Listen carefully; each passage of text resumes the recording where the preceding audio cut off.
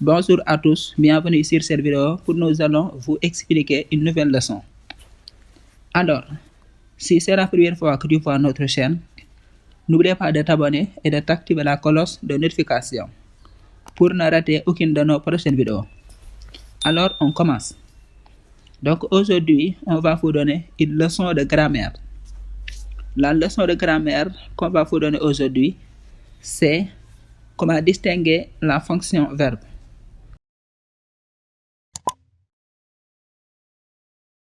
Donc aujourd'hui, on va vous montrer comment distinguer la fonction verbe maanaam xàmmee wala ràññeel njariñu verbe. Donc avant de commencer, on va lire quelques phrases. Ici, les nouveaux mariés organisent une réception.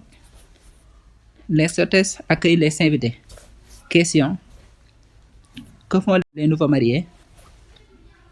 Nouveaux mariés lan la ñuy def? Que font les hôtesses? Hôtesses yi lan la ñuy def? Comment appelle-t-on ces mots? Mots yi nga xam ne moom la ñu laaj lan lañ leen di tuddee.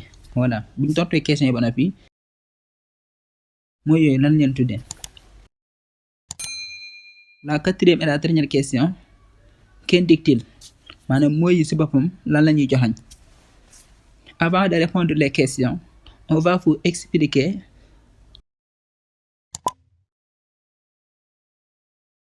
la fonction verbe, c'est-à-dire comment distinguer la fonction verbe. Voilà, donc ici, il faut savoir que en français, on a deux types de verbes. Le verbe d'action et le verbe d'état. Voilà. C'est quoi le verbe d'action? Le verbe d'action indique souvent ce que fait le sujet. Donc verbe d'action mooy verbe yi nga xamante ni ñoom lu gën a bari dañuy joxañ li sujet bi di def, maanaam action bi nga xamante moom la sujet bi def. Verbe d'action ñoom loolu la ñuy jariñ, dañuy joxañ li sujet bi def, jëf ji sujet bi toujours ñoom loolu la ñuy joxañ jëf ci sujet bi di def. Voilà. Exemple verbe d'action: expliquer, parler, donner, apprendre, etc. Donc ces verbes-là, ce sont des verbes d'action.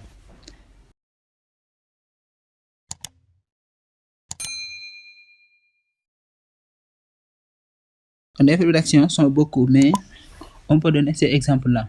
Voilà, donc tous ces verbes qui sont comme ces verbes-là, donc ce sont des verbes d'action. Le verbe d'état, c'est quoi le verbe d'état? Le verbe d'état indique l'état du sujet ou ce qu'il est. Gars yi, voilà, kon verbe d'état moom dafay joxañ état bi sujet bi nekk, moom dafay joxañ ban état le sujet bi nekkee. Voilà, day joxañ état bi sujet bi nekk. Donc doon na verbe d'état. Voilà. Bu dee verbe d'état yi nag ñoom bëriwuñ. Voilà. Verbe d'action yi ñoo leen ëpp foofu. Voilà. Bu dee verbe d'état yi ñoom bëriwuñ.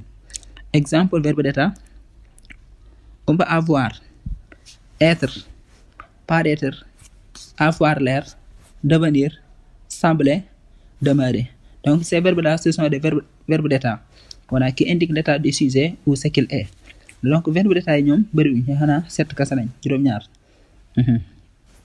Donc ñoom dañuy joxañ état bi sujet bi nekk, maanaam sujet bi lan la nekk. Voilà, maanaam ban kii la nekk, maanaam ñoom duñ joxañ action bi sujet bi def de, ñoom dañuy joxañ sujet bi maanaam lan la nekk, ban état la nekkee. Waaw. Exemple: la voiture semble neuve. La voiture semble neuve mooy oto bi dafay nduru lu bees.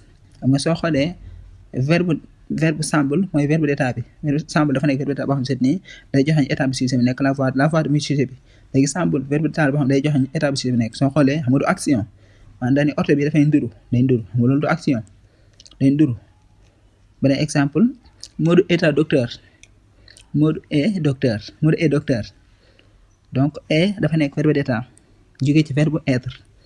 Donc verbe d'état boo xam si dafay wane jëf, dafay wane sujet bi ban état la nekkee. Modou mooy sujet bi, léegi est dafa nekk verbe d'état buy joxañ état bi nga xam si moom la sujet bi nekkee. Voilà, donc j'espère que vous comprenez bien. Voilà, donc loolu mooy verbe d'état.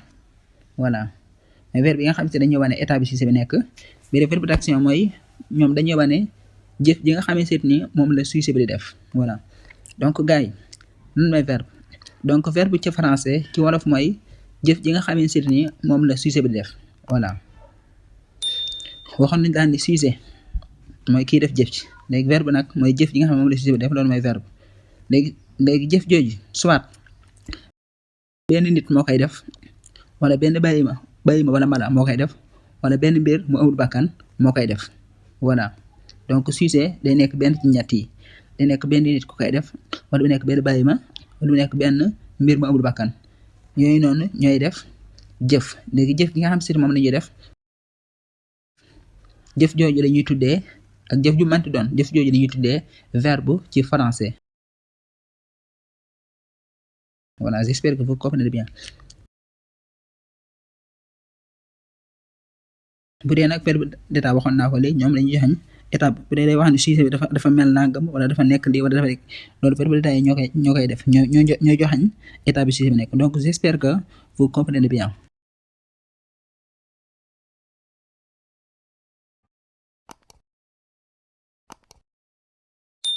voilà donc avant de terminer on va répondre les questions qu'on a déjà posées la dernière fois donc ici que font les nouveaux mariés mu ne nouveau marié lan la ñuy def organise une réception donc nouveau marié yi li ñuy def mooy dañuy organiser benn réception moom foo ñuy def benn jëf am na jëf ñuy def deuxième question que font les hôtesses mooy hôtesses lan la ñuy def hôtesses yi li ñuy def mooy accueil les invités maanaam dañuy teeru gan yi jëf yi nga xam si moom la ñuy def bi accueil teeru troisième question mu ne comment appelle-t-on ces mots mu ne mooy yi naka lañ leen tuddee maanaam organise ak accueil lan lañ leen tuddee on les appelle des verbes voilà donc mooy li ñu leen tuddee mooy ay verbes maanaam ñoom dañu nekk ay verbes lañ maanaam ay jëf daal bu dee ay verbes lañ bu dee ci français bu dee ci wolof maanaam ay jëf lañ yoo xam ne nii sujet yi ñoo koy def voilà la quatrième question et la dernière aussi mu ne qu'indique-t-il maanaam mooy si boppam lan lañuy joxañ mooy xam nga ay verbes lañ li ñuy joxañ mooy li sujet di def maanaam organise dafa nekk benn verbe d'action boo xam ne dafay joxañ li sujet bi def maanaam les nouveaux mariés mooy sujet bi accueil dafa nekk benn verbe d'action boo xamante ni dafay joxañ aussi li sujet bi di def mi maanaam les hôtesses xam nga les hôtesses mooy sujet bi léegi accueil nag mooy verbe bi joxañ li sujet bi di def muy les hôtesses voilà donc j'espère que vous comprenez bien voilà et voilà c'est la fin de cette vidéo pour notre leçon d'aujourd'hui. J'espère que cette vidéo vous a plu. N'oubliez pas de nous laisser un petit pouce bleu et partagez aussi. Donc merci, nous vous remercions de votre attention. À bientôt pour de nouvelles vidéos.